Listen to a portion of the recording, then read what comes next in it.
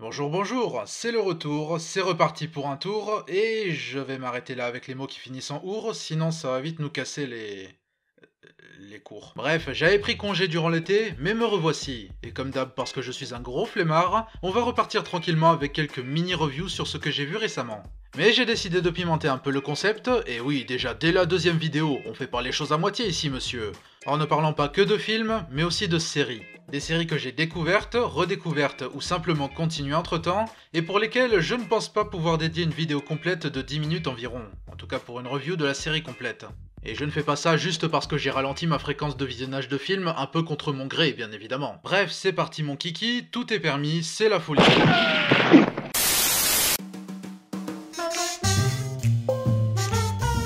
Alors j'ignore si le nom de C.H. Greenblatt vous dit quelque chose, mais peut-être que des mordus d'animation qui me regardent connaissent ces séries. Shudder, que je n'ai pas vu, et Harvey Bix, dont j'ai seulement vu quelques épisodes. Ah oui, et il faisait partie de l'équipe opérant sur les 3 premières saisons de Bob l'éponge. Ah voilà, ça j'ai vu. Jellystone, sa dernière création pour HBO Max, part du principe que la majorité des personnages créés par Hanna-Barbera cohabitent dans la petite ville éponyme, sous couvert d'une sorte de sitcom sous amphétamine. On a en effet une série reprenant les situations des sitcoms, ainsi que plusieurs de ses codes dans les interactions entre les personnages, tout en y injectant du slapstick délirant, du quatrième mur en miettes, des tournures trop improbables pour une continuité inchangée, etc. J'ai lu pas mal d'avis comparant cette série à une version plus déjantée du Looney Tunes Show, et je suis assez de cet avis. Les deux partent de la base de tous ces personnages placés dans un setting sitcom, tandis que Jellystone mêle tout ça au cartoonesque total, là où le Looney Tunes Show s'y refuse en général, assumant son apparence sitcom au mieux possible. En l'occurrence, je trouve que le mélange des deux fonctionne très bien. Apparemment, c'est bien dans la veine de Shudder dans le style d'humour, ce que je ne saurais confirmer, même si Shudder me fait bien envie pour les quelques extraits que j'ai vus.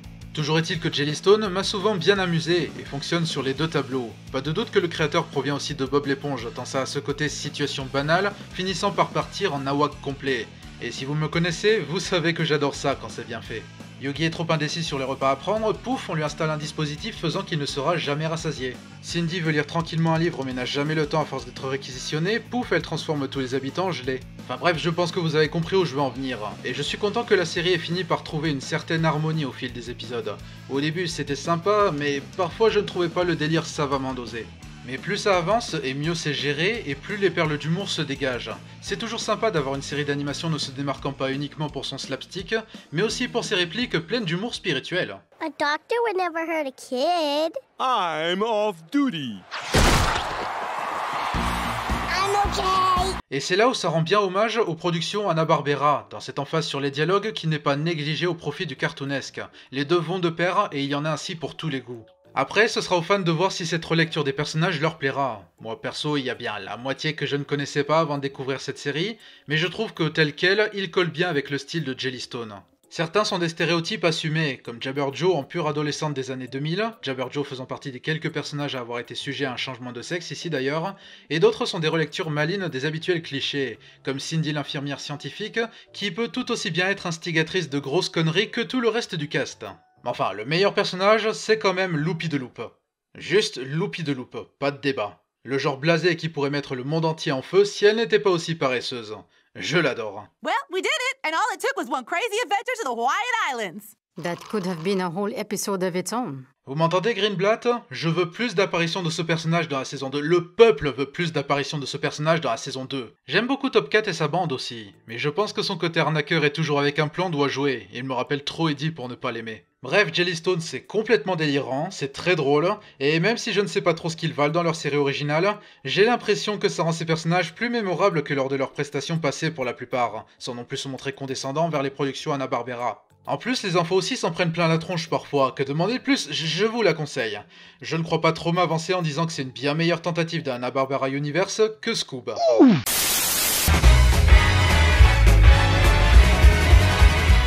J'aime vraiment la réincarnation de Mickey Mouse occasionnée par Paul Rudish en 2013, un ancien de chez Cartoon Network ayant justement apporté une patte bien plus déjantée à l'univers de la souris à culotte rouge. C'était complètement loufoque, un peu inégal, mais quand c'était drôle, c'était vraiment drôle. Et j'aimais la façon dont le côté a priori unidimensionnel de Mickey, dénoncé par beaucoup, a été poussé dans ses retranchements pour que la comédie en tire profit. La saison 4 semblait être la dernière, jusqu'à ce qu'arrive en 2020 en exclu Disney+, une nouvelle série, Le Monde Merveilleux de Mickey. C'est exactement la même série, la même équipe derrière, le même casting à part la regrettée Russie Taylor, le même style d'animation comme de comédie, mais elle a un nouveau chapeau. En vrai, une autre différence, c'est que les cartoons durent tous 7 minutes maintenant, quand c'était occasionnel auparavant. Et j'ignore si cela a permis à l'équipe de booster leur créativité, ou si je me suis juste attaché à ce point à cette série, mais j'ai aimé ces sketchs plus que jamais. Je ne vais pas nier qu'il y a des fois où il semble y avoir eu un peu de vide à combler, mais en général, ils tirent plus souvent profit des 7 minutes qu'ils en perdent. Et les concepts, l'humour, la folie furieuse générale, tout cela semble encore plus dingue qu'avant, si seulement c'était possible. Tout comme dans Jellystone, j'adore cette façon de pousser des choses a priori simples dans les extrêmes pour rire au nez de cette simplicité qui laisserait a priori hermétique. Le couple entre Mickey et Minnie notamment, qu'on a toujours perçu comme ultra gentil et probablement mignon jusqu'à l'écœurement parfois, bah il joue complètement avec ça ici pour que la comédie gagne en folie. Il y a plusieurs intrigues à ce sujet, comme Mickey qui donne littéralement son cœur à Minnie, et par un concours de circonstances, plusieurs objets du quotidien tombent fous amoureux de Mickey. Imaginez presque la version Disney de l'épisode Érixir d'amour de Rick et Morty. Mickey lui-même donc a été aussi poussé dans ses derniers retranchements, comme une boule d'énergie se cachant derrière une personnalité ultra amicale et qui ne veut que rendre les autres heureux. Ça aide les setups des épisodes à faire toujours mouche malgré les répétitions, et honnêtement j'ai l'impression qu'ils ont tiré un complet avantage de ce personnage, en mélangeant sa personnalité de sale gosse de ses débuts à sa personnalité gentillette d'après les années 40, tout en y injectant l'énergie d'un personnage sorti tout droit des Looney Tunes. Malgré des bases parfois similaires, les épisodes sont toujours variés, et souvent d'un over-the-top jubilatoire, enfin dépendant du spectateur sensible à toute cette énergie cinétique ou non. Moi j'adore cette folie furieuse générale, et certains épisodes me font extrêmement rire.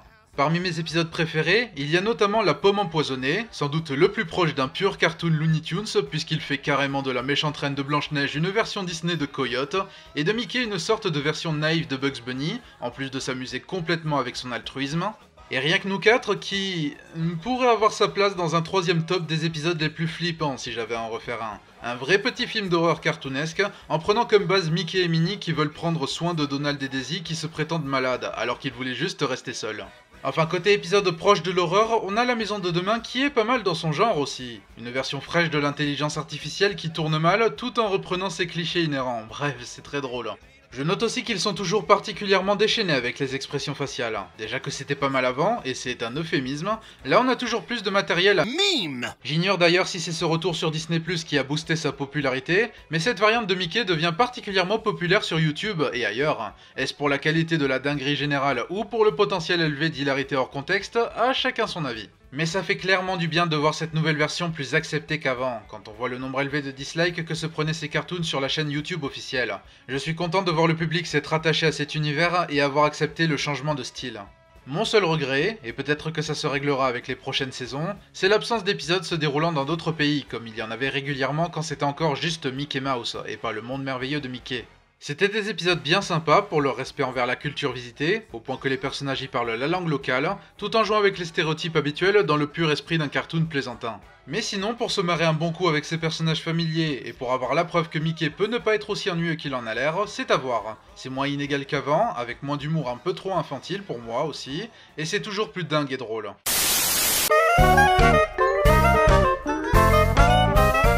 Je me souviens assez de la façon dont Monstres et compagnie au travail avait été promu durant sa production. L'air de rien, ils y avaient mis les moyens pour ce qui semblait être de prime abord pas plus qu'un autre dérivé en série faite par la division Disney Télévision Animation, et qui pouvait être au mieux juste sympathique. Cela dit, je dois bien avouer que des films Pixar, Monstres et compagnie est l'un de ceux se prêtant le plus à un dérivé, surtout avec le contexte choisi par cette série, se situant entre le final du film et son épilogue. Elle nous fait suivre Tyler, un monstre sur le point de réaliser son rêve de devenir terreur, avant de se rendre compte avec désarroi que l'usine n'engage plus des terreurs mais des blagueurs, et il est donc réorienté de force vers le service de maintenance, la MIFT. Faites ce que vous voulez de cet acronyme, du moment que je l'ai dit, ça ne m'appartient plus. Bref, j'aime la base choisie parce qu'elle permet de montrer le cheminement de l'usine dès qu'elle est passée à l'énergie alimentée par le rire des enfants, car on se doute qu'il y a eu des conséquences réalistes et que la transition ne s'est pas faite avec fluidité du jour au lendemain. Le choix de centrer cela sur l'équipe de maintenance est également une bonne idée, dans la mesure où non seulement ça peut répondre à des questions qu'on ne se posait pas forcément, mais qui peuvent bénéficier d'une réponse, comme ce qu'il se passe quand une chambre est endommagée, mais aussi ça peut être une belle façon de montrer que le fonctionnement d'une entreprise, ça tient de l'union entre toutes les petites branches qui la constituent, et ainsi de remettre en avant ces métiers de l'ombre qui sont tout aussi importants pour éviter que la boîte se casse la gueule. Mais à la fin de la saison, je n'ai pas pu m'empêcher d'avoir eu l'impression d'assister à du potentiel bâclé, et que la série n'assume pas complètement ses directives en simplifiant malencontreusement là où ça aurait gagné à ne pas l'être. Essentiellement, la MIFT est intégralement composée de weirdos, ce que je trouve facile. Ne me faites pas dire ce que je n'ai pas dit, j'en avais parlé avant, j'ai toujours de la sympathie pour les œuvres voulant redorer le blason des weirdos. Mais je trouve que ces personnages sont trop entre deux chaises, pas assez poussés, mais juste suffisamment pour qu'en fait, ils soient plus téléphonés et agaçants qu'autre chose en général. Et ça simplifie le fond voulant parler du manque d'attrait de ces postes-là. Genre, ils ont un local désaffecté dans les sous-sols de l'usine, ils paraissent comme des perspectives d'urgence pour ceux qui ne sont qualifiés pour aucun autre job, et ils sont tous dingos. Je trouve que ça dessert un peu le propos personnellement. Parce qu'autrement, la série a de temps en temps une jolie façon de les mettre sur le devant de la scène pour parler de leur importance, et montre qu'ils sont respectés par la branche principale de l'usine, histoire de briser les clichés. J'aime bien le personnage de Fritz aussi, de loin mon préféré de la MIFT, le genre papa poule de la bande, farfelu mais avec un grand cœur, prenant son boulot au sérieux et avec que du respect pour ses collègues. J'avoue qu'il a tendance à me mettre le sourire. En revanche, Tyler, le protagoniste, est plus un monstre passe-partout, passé l'effet de surprise d'une puissante terreur qui est en fait un monstre proche d'un homme lambda, d'autant que déjà dès le premier film, on avait du twist de ce genre. Mais il est un peu chiant à suivre, je trouve. Presque chaque épisode est prétexte à lui faire oublier ce qu'il a appris dans l'un des épisodes précédents pour les besoins d'une nouvelle intrigue, qui de toute façon n'est pas forcément intéressante en elle-même. J'ai presque l'impression que la série en avait conscience, puisqu'on a de prime abord des petites sous-intrigues impliquant Bob et Sully. Et autant leur présence régulière et logique est pas toujours gratuite, puisque montrant comment ils gèrent leur nouveau poste de PDG, ce que j'apprécie, autant ils ont tendance à bâcler le potentiel de l'histoire principale qu'ils accompagnent. L'épisode de la chambre endommagée notamment, aurait pu opter pour le choix d'un huis clos poussant les personnages à s'ouvrir pleinement les uns aux autres, sauf que c'est parasité par la sous-intrigue pas spécialement drôle de Bob s'occupant du bébé de la chambre en question le temps de la réparation. Crachez autant que vous voudrez sur Alf 2.0, mais au moins ce film avait compris ce qui était le plus important en termes d'histoire. Il y a même une autre histoire secondaire dans laquelle Bob remonte le moral des employés, notamment en instaurant un jour où ils reçoivent de l'argent bonus. Conclusion les enfants, l'argent fait bien le bonheur. Ah bah oui, logique, c'est une série Disney. Du coup, quand la série se tente à l'émotionnel, c'est assez bâtard. Ça peut avoir parfois une qualité proche d'un Pixar, honnêtement, mais côtoyant celle d'une série Disney TV animation moyenne. Et d'ailleurs, là je pense que ça relève du personnel, mais je ne suis pas pleinement convaincu par la fin. Là je vais devoir spoiler, donc rendez-vous au timecode indiqué pour passer à la suite. Ou restez, faites comme vous voulez, je suis un reviewer, pas votre nounou. Mais je trouve que faire de Tyler un blagueur au bout du compte gâche un peu son parcours. Et autant j'en perçois l'intention, autant ça ne me convainc pas, puisque le poste de blagueur en lui-même ne semblait jamais l'intéresser particulièrement non plus. Basiquement, c'était surtout pour lui la porte de sortie lui permettant de fuir l'éventualité d'être un membre de la MIFT, mais pas une transition qui lui parlait particulièrement de base. C'était surtout qu'au début, on lui a mis en tête que devenir un blagueur est désormais le seul moyen d'avoir un futur. Mais en fin de compte, on le voit ensuite prendre goût à son poste de mifter. Non seulement ça, mais aussi le faire avec efficacité et sérieux. Et je pense que ça aurait pu être une façon mature de parler de notre rapport avec le job de nos rêves. Il y a des métiers qui nous donnent envie, mais pour lesquels nous ne sommes pas qualifiés. Et c'est naturel. Il y aura toujours un moyen de découvrir une autre opportunité pour laquelle on est compétent et dans laquelle on se sent bien. Donc moi je trouve ça un peu dommage que ça annule ça dans le dernier épisode. Et s'ils tenaient absolument à garder ça, je pense qu'ils auraient dû mettre l'emphase sur Tyler découvrant le métier de blagueur et devenir de plus en plus enthousiaste à l'idée d'en devenir un. Mais j'imagine qu'il n'y avait que deux options téléphonées pour la fin, et à chacun son avis sur celle qui paraissait la plus cohérente. Reste que le dernier épisode est plutôt bon en lui-même. J'apprécie le fait qu'il repose nettement plus sur les interactions entre les personnages que sur le conflit fait pour lancer une intrigue spécifique. Ça prouve que la série peut quand elle le veut. Mais globalement, ça reste assez quelconque. Il y a certainement de bonnes choses dans cette série, mais tout est d'une nature assez bâtarde. Je me demande où ira la saison 2, mais je l'attends certainement plus avec légère curiosité qu'avec une vraie impatience.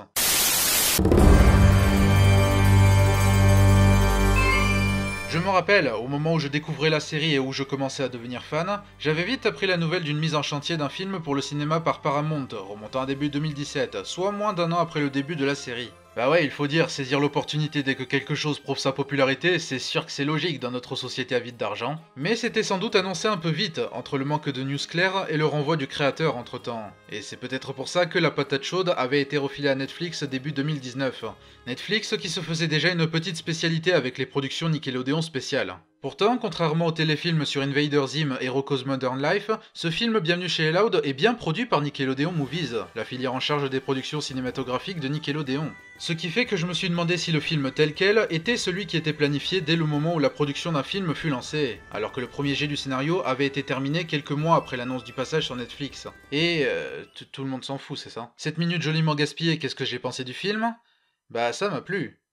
Et oui, je pense que c'est tout ce que j'espérais au minimum d'un film Bienvenue chez Loud, tout en évitant le piège du film le derrière entre deux chaises, c'est-à-dire hermétique pour les nouveaux venus et n'apportant strictement rien pour les fans. En ce sens, je trouve que l'introduction fait parfaitement son boulot pour nous introduire ou réintroduire à la famille de 13, en même temps que lancer les bases pour l'intrigue principale, car en réalité, c'est surtout le film de Lincoln, un Lincoln craignant de finir constamment dans l'ombre de ses sœurs. C'est vraiment un film revenant aux sources de la série, dans sa logique, un garçon vivant au milieu de 10 filles, avant que le focus ne s'étende sur les sœurs elles-mêmes ainsi que l'univers entourant la famille.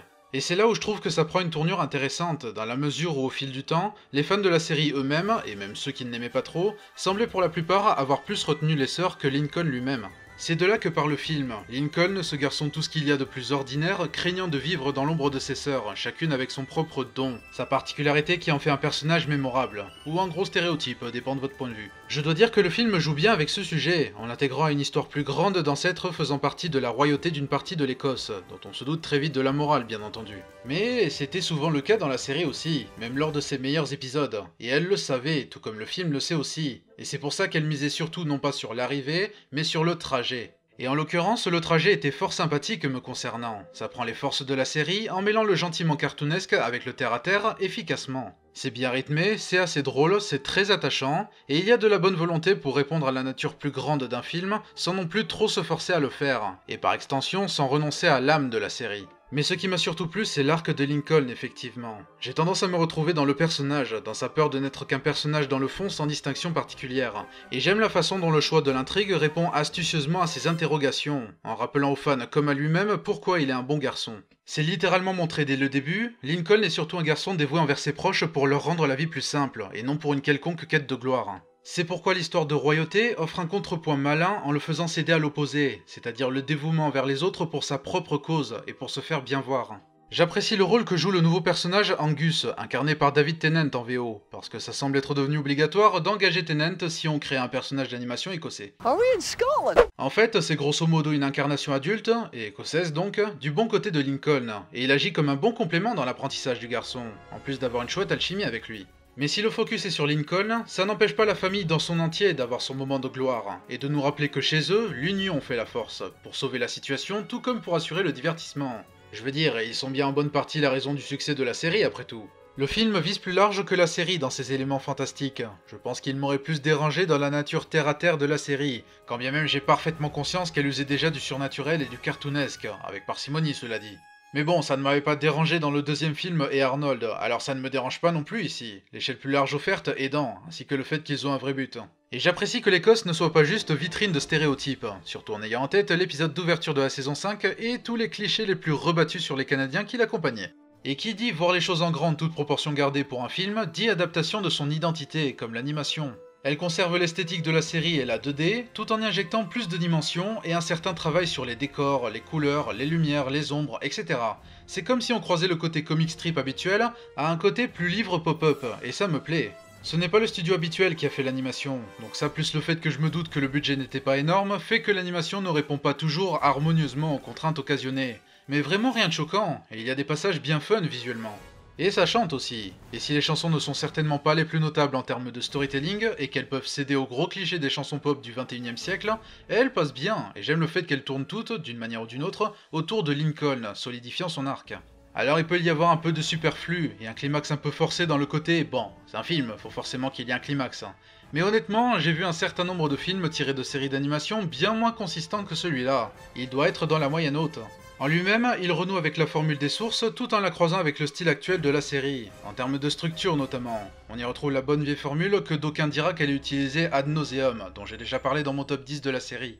Une part de moi pensait que ce film serait décisif quant à la trajectoire de la franchise et son style, ainsi que sa popularité, comme une autre se doutait qu'il n'allait pas, et même ne chercherait pas, à complètement détonner, comme la série n'avait pas l'intention de le faire au milieu des autres séries d'animation populaires. C'est juste un bon petit film qui plaira aux fans de la série dans son style actuel, et qui peut se voir sans problème pour un néophyte.